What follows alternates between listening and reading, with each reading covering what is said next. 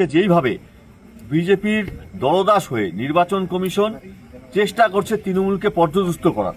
নমস্কার, এই মুহূর্তেই সবচেয়ে বড় খবর। জলপাইগুড়িতে পরপর 3 দিন হঠাৎ করে স্টক রুমের সিসিটিভি ক্যামেরা কয়েক মিনিটের জন্য বন্ধ হওয়ার কারণেই কিন্তু আজ নির্বাচন কমিশনারের কাছে জলপাইগুড়িতে স্টক রুমের পাহারা দেওয়ার জন্য আবেদন করলেন তৃণমূলের কর্মকর্তারা।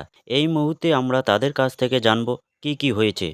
আজকে আপনারা দেখছেন আমরা এখানে আমাদের যে স্ট্রং রুম তার সামনে আছি। আমাদের সঙ্গে আমি যেমন নির্বাচন কমিটির জয়েন্ট কনভেনার, আমার বিধান রায় আছে জয়েন্ট কনভেনার, আমার মহিলা সভানেত্রী আছে, আমার যুব সভাপতি আছে, সব অন্তর সভাপতি আছে। আমরা হঠাৎ করে শুনতে পাই গত পরশুদিন একবার সিসিটিভি 4 মিনিটের জন্য লকডাউন হয়, তারপর গতকাল আবার 2 মিনিটের জন্য লকডাউন হয়, আজকে আবার 7 মিনিটের জন্য লকডাউন হয়।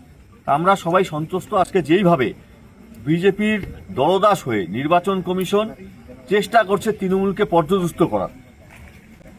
আমরা খুব চিন্তান্বিত যে এই লকডাউন করে দিয়ে সিসিটিভি বন্ধ করে দিয়ে কোনোভাবে ভোটকে প্রভাবিত করতে হচ্ছে কিনা। তো আমরা এখানে সবাই এসেছি যারা আমরা দলীয় নেতৃত্ব, কিন্তু এখানে স্ট্রং রুমের ভিতরে আমরা চাই যে আমরা পাহারা দিব, আমরা কোনোভাবে কোনো কিছুতে ট্যাম্পার করব না, আমরা পাহারা দিব, কিন্তু স্ট্রং রুমের আশেপাশে কাউকে যেতে দেওয়া হচ্ছে না। আজকে যারা আমরা তৃণমূল কংগ্রেসের সৈনিক, মমতা ব্যানার্জির সৈনিক, অভিষেক ব্যানার্জির সৈনিক, আমরা চাচ্ছি নির্বাচন কমিশনের কাছে এই অনুরোধ করছি যে আমরা এই গেটের সামনে কালকের থেকে টেন্ট বানাবো, সেই টেন্টে আমাদের 200 জন সৈনিক সারাক্ষণ পাহারা দিবে। এই পারমিশনটা যাতে নির্বাচন কমিশন দেয়, কারণ আমরা বিশ্বাস করি না যে নির্বাচন কমিশন গণতান্ত্রিক ভোট করাতে সক্ষম।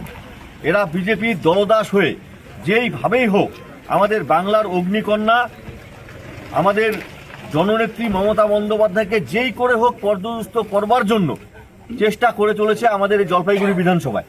আজকে রাত্রি এখন 9:10 বাজে, আমরা সবাই এখানে একত্রিত হয়েছি, সব অঞ্চল সভাপতিরা আছে, সব যুব সভাপতিরা আছে, মহিলা নেত্রীরা সবাই আছে।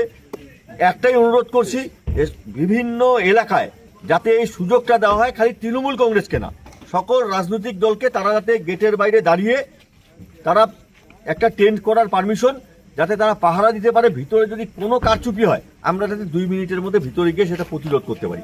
এইটুকুই বলার ছিল। ধন্যবাদ। সবাই সজাগ থাকুন, নিজের যে স্ট্রং রুম নিজেরা পাহারা দিন।